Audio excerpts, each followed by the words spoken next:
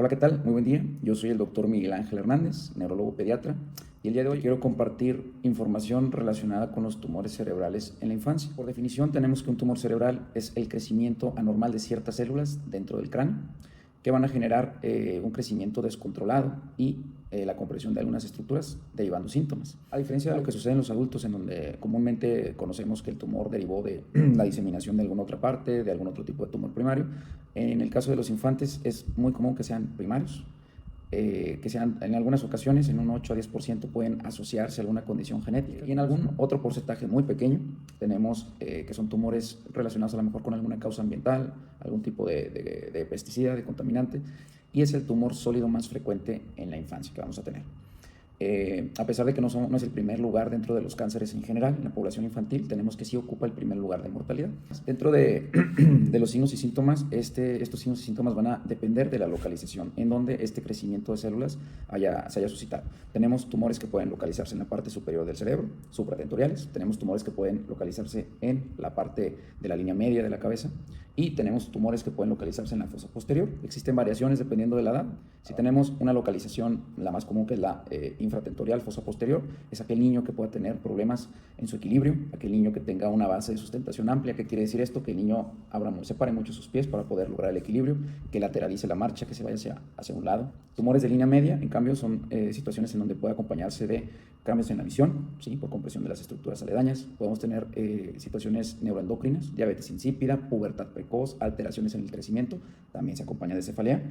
Y en la localización supratentorial podemos tener focalidad neurológica. ¿Qué es esto? Que podamos tener debilidad en una parte del cuerpo muy específica, dependiendo del área elocuente que afecte a la parte supratentorial, pues podemos tener trastornos del habla, crisis convulsivas. Es más frecuente que el paciente pueda debutar únicamente con crisis convulsivas y agregarse posteriormente a otra situación. El dolor de cabeza, pues es uno de los red flags, le llamamos, las banderitas rojas que tenemos que estar cuidando con estos pequeños. ¿Cuál es una cefalea o cuál es un dolor de cabeza que tiene signos de alarma? Independientemente de la edad del niño, un dolor de cabeza que despierte, un dolor de cabeza que ocurra dentro de la madrugada que despierta al niño, es un dolor con dato de alarma. Un dolor de cabeza que se asocie a náusea, vómito, y que ese vómito sea un proyectil o que sea un vómito muy recurrente, también es un dato de alarma. Aquel dolor de cabeza que incrementa con maniobras de Valsalva. ¿Qué es esto? Básicamente hacer un tipo de esfuerzo, el levantarse, el ir al baño. Mamá, cuando voy al baño incrementa mi dolor. Eso es un dato de alarma. Dentro del diagnóstico, pues siempre que tengamos dolor de cabeza más algún otro síntoma, se tiene que referir a la valoración por pediatra, por neurólogo pediatra, en caso de que sea necesario. Cabe hacer mención que dentro del cráneo existe un equilibrio. Ese equilibrio está compuesto por las estructuras que lo conforman. De afuera hacia adentro del cráneo tenemos vasos sanguíneos, tenemos meninges, tenemos masa encefálica, tenemos líquido cefalorraquídeo. Todo esto prácticamente está en equilibrio. Si algo de esto está en mayor volumen o crece más, como las células tumorales, pues va a generar compresión y nos va a derivar en síntomas.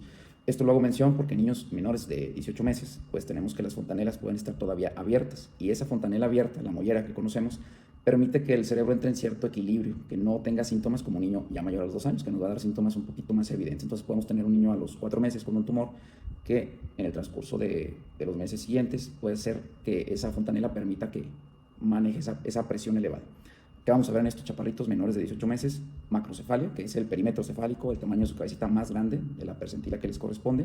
Podemos tener síntomas muy inespecíficos como es la irritabilidad, el vómito. También pueden presentar síntomas cerebelosos, alteración del equilibrio. Es el niño que a lo mejor sentadito ya logra la sedestación a los 6 meses y se va de lado todavía. Otro de los síntomas muy importantes es la regresión de los hitos. Aquel niño que ya gateaba, ya empezaba a quedarse paradito, a dar primeros pasos, y de repente hay una regresión. El diagnóstico pues va a ser apoyado siempre con algunos estudios de imagen, sobre todo la resonancia magnética, y tiene que ser un equipo multidisciplinario. Ya al momento de hacer el diagnóstico y referir al paciente al tratamiento específico, existen muchas modalidades, que puede ser la cuestión de la quimioterapia, la radioterapia o la cuestión quirúrgica. En conclusión, pues sabemos que ya platicamos en relación a la incidencia, es muy frecuente, hay que tener siempre en cuenta los síntomas de alarma. Yo creo que de todos estos síntomas que les comenté, hice mucho hincapié en lo que es la cefalea, el dolor de cabeza. Entonces, dentro de la cefalea existe una mnemotecnia para conocer cuál cefalea nos puede dar un dato de alarma, que hay que ir más allá, referirlo con el pediatra, con el neurólogo pediatra. Se resume la mnemotecnia en, piénsenlo, la P es aquel dolor postural o que cambia de patrón. Patrón que antes dolía solamente la parte frontal y ahora ya duele localizado en la parte occipital. Postura, que el niño cuando se levanta o cambia alguna postura incrementa el dolor. Y de inmediato, que quiere decir que es un dolor que va en segundos de 0 a 10 de intensidad. La E de evolución, que sea una evolución aguda, subaguda, que el dolor que el niño ya tiene 10 años, que ha sido una cefalea sin cambios de patrón, pues esa cefalea no es como tal un dato de alarma. Sin embargo, aquella cefalea que aparece de forma inmediata con alguno de estos síntomas hay que prestarle atención, sobre todo la cefalea aguda, ¿sí? La N de nocturna, la parte de la cefalea que nos preocupa mucho es aquella que nos despierta en la noche, ¿sí?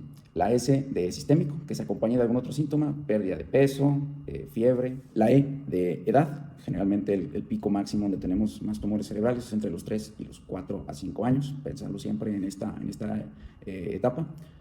La N de neurosignos, que quiere decir aquel niño que cuando lo exploramos trae algún tipo de anormalidad, algún papiledema, alguna focalidad neurológica, algún reflejo aumentado, alguna alteración de la marcha. Y las últimas dos letras, la L y la O, de localización y de recurrencia, ¿sí? Entonces, espero que esta información les sea de utilidad y yo estoy a sus órdenes en el consultorio 511 aquí en Centro Médico.